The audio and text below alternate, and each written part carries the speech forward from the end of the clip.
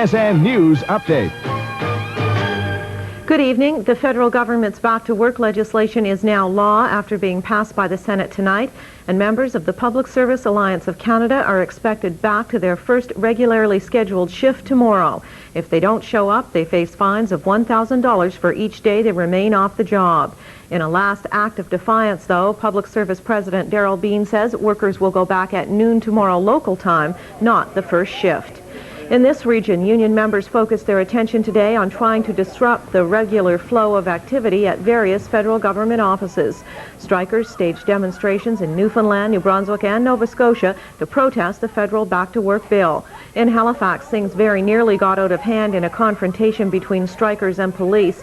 One person was taken into custody and charged with resisting arrest. Testimony at Alan Legier's murder trial today from one RCMP officer who's known him for 20 years.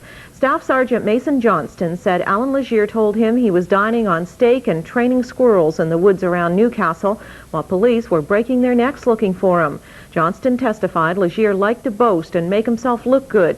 He says Legier said he could hardly believe it when police interrogated him on a train but looked only halfway up his arm for tattoos and then let him go.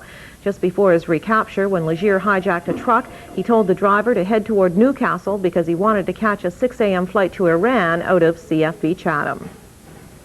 New Brunswick's finance minister says the United States is about to slap a countervail duty on Canadian softwood imports.